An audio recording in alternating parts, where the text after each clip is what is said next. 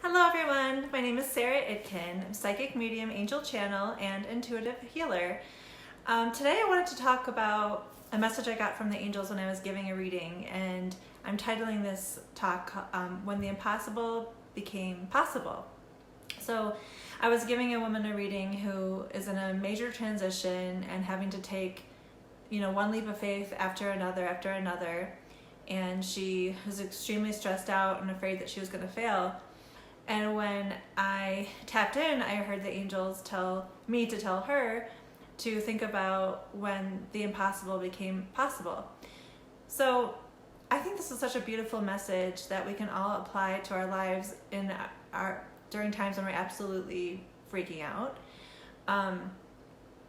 We can think about times in which miracles happened in our lives, and when we overcame the odds despite if people telling you that something's impossible, you can't accomplish it, or you're just facing an obstacle that really just seems so overwhelming that there's no way through it but failure. I would like to, as usual, use examples of my life and some examples maybe in society. And if you are interested and think your friends or family would be interested, please share this video with them on your Facebook page. So when it comes to just one example, I've spoken before about angel signs, and I was going for a hike and there were dragonflies everywhere, and it's impossible to catch a dragonfly or when they're flying really fast. And so I just asked the angels to send me a dragonfly I could hold, and then one fell down right in front of me immediately. So that's just a simple example of when something would be seemingly impossible and it became possible.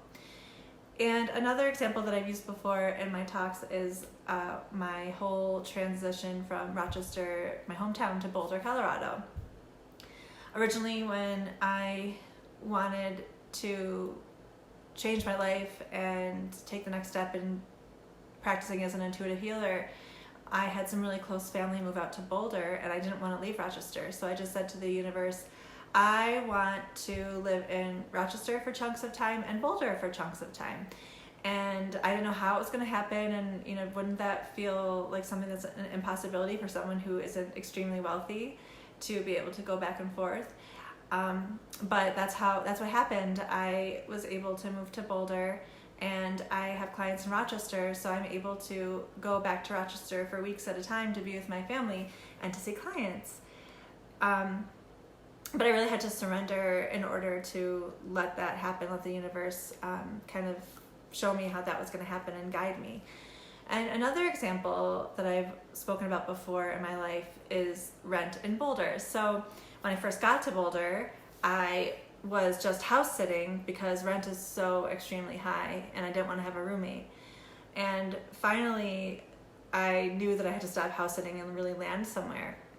So I was at my cousin's house, and I just lay in the bed and I said, okay, I can only afford to stay somewhere for $450 a month. And in Boulder, it's impossible. Boulder rent is like New York City almost. It's the lowest amount of rent that you could probably pay would be $500 a month plus utilities in a really kind of crappy location. Usually the average rent, if you're going to live in a house or with a roommate, again in kind of like a crappy place, would be around $700 a month plus utilities. So I just said, yeah, I can afford $450 a month. And then I just lay there in a moment of panic. And a few minutes later, my cousin's friend walked in the house. He didn't know anyone was home. And he said, I will rent my place to you for $450 a month, including everything, including utilities and Wi-Fi.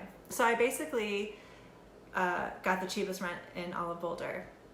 And then when I knew it was time for me to move into my own place, I wanted a 2-bedroom, but a 2-bedroom is around $1,800 a month, $2,000, depending on where you are. And I didn't want to give up on that dream. And of course, people would tell me it's impossible. I'm still building up my clientele, and having to pay that much money every month would be kind of scary for me at this point. So I just put that out there to the universe again, and my friend who owns the house where my 2-bedroom apartment is right now said that if I babysat for her child just a few days a week, then she would take $1,000 off my rent. So I moved into this beautiful 2-bedroom apartment and was paying like $700 a month for rent. And if I had listened to people saying, oh, it's impossible, the rent is so high in Boulder, you'll never find a place like that, you're gonna live in a cave, then I would have had a different experience. But I've kind of been trained to just believe in miracles all the time. Of course, I shouldn't say that. I definitely have my moments very often where I'm extremely anxious and I panic over things. But the universe just keeps giving me more and more examples and proof that I don't need to do that anymore. And that's what I would like to share with you. So I would love for you to think about times in your life when something impossible became possible. And we all have those moments. It could be the smallest, tiniest thing, like something extremely that would seem insignificant to you. Like, I'm just coming up with this random example. Let's say you're at the grocery store and they ran out of eggs and you really need eggs, and you're like, what? Oh, I need eggs. There's no eggs. And then somebody stands next to you and says, here's a carton of eggs. Something like that. It could be so simple. Or something that happened to you that was extremely amazing and a huge event, life-changing event. Maybe you could post that in your comments so we can all hear your story and then have more reason to believe in ourselves and each other.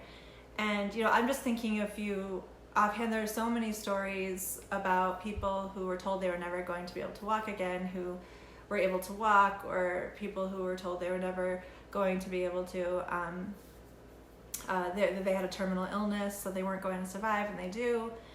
And actually, I have an example of my friend Brandon. It's just coming to mind. My friend Brandon Blake, I will tag you, had a terrible bike accident, and he had a traumatic brain injury. And I think that the prognosis was grim for him in terms of how much he would be able to do, given the challenges that he had with his brain. But he did so many amazing things on his own to heal himself to the point where he is able to do everything in his life that he basically wants to do. And I think I don't know if this is the case, but I feel like doctors might have told him or might have had ideas that his life would be a lot more limited than it is right now. So he's kind of an inspiration for me. And I hope that this talk is an inspiration for you. So yes, miracles can happen. The impossible becomes possible any moment, but we have to be open to it, and we have to be open to receiving that. And if you tell yourself that, if you place limits upon yourself that other people might place on you, and like for society, for example, again, Boulder rent, how people might say, oh, you'll never find a place for $450. That's ridiculous. So if I listened to that and believed in that only, then I don't know if I would be where I am right now. So I hope that was helpful, and I would love to support you on your journey. If you would like a reading, you can visit my website at saraitkin.com, and please leave comments below and tell me what you think about your life and all the miracles that have happened to you. Thank you.